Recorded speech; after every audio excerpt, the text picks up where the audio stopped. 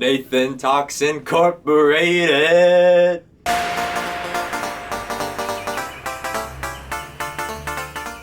Hello and welcome back to Nathan Talks. I'm Nathan and I'm talking. Let's get right into it.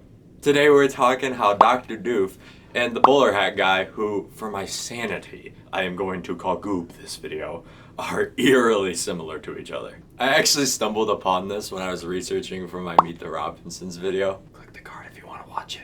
I'm waiting. Go ahead, do it. You did? Okay, let's keep going.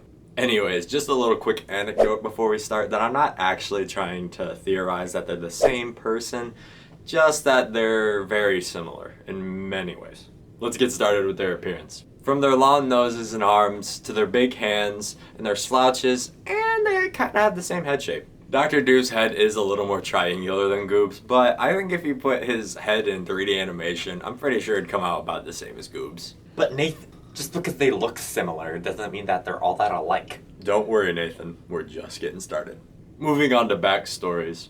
Doof has practically set the bar for emotionally scarring backstories. It all began on the day of my actual birth. Both of my parents failed to show up. Das Kind ist ein Schnitzel. Ich habe keinen Sohn. From a tender age, my father decided that it would be me. Basically, my parents disowned me. I was being raised by ocelots. From being forced to be a lawn gnome, to being raised by ocelots, to his literal parents not showing up to his birth. By the way, how does that last one even really make any sense? I literally think the phrase, the short end of the stick, was invented for Doofenshmirtz. So it's no surprise that Goob has a doozy of a backstory too, as he never got adopted and never moved out of the orphanage and blames his roommate Lewis for everything. If I hadn't fallen asleep, I would have caught the ball, and we would have won.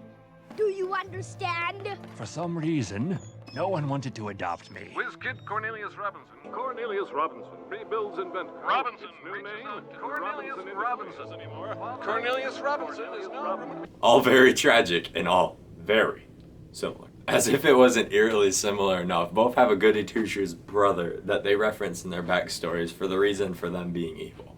Doof's brother has literally always been better than him at everything, from claiming his mother, to being better at kickball than him, to being the mayor of Danville. Doof even sings a song about not liking him. But my goody two-shoes brother, the favorite of my mother, is the one I want to smother in a ton of pigeon gore. Even though Lewis isn't Goob's blood brother, I do think that since they roomed at their orphanage together for a long time, it makes them pretty much brothers. He certainly doesn't like him though.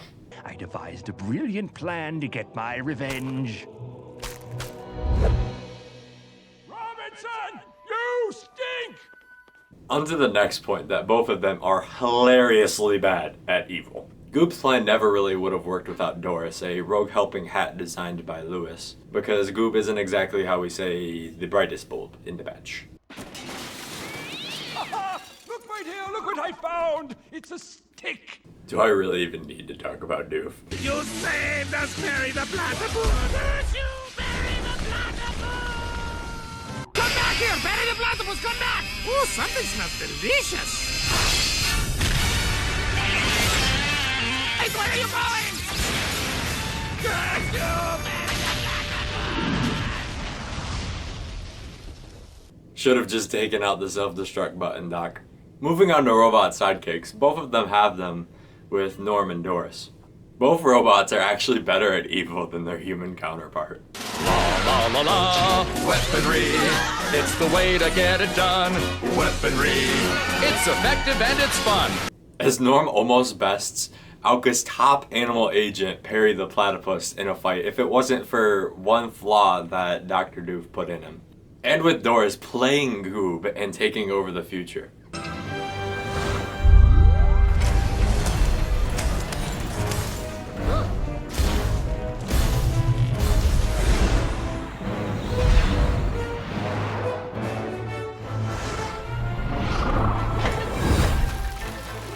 Speaking of the future, both of them are actually involved in time travel, as Goob steals a time machine and Doofenshmirtz actually invents the time machine.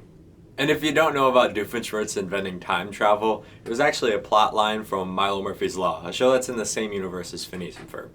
And if you're planning on watching it, well, surprise! So there's all my reasons for Dr. D and Goob being practically the same person. Do you think I'm onto something with these two? Let me know down in the comments. If you enjoyed this video, make sure to hit that like button. And if you want to see more content like this, subscribe to my channel and hit that bell so you're notified when our newest video comes out.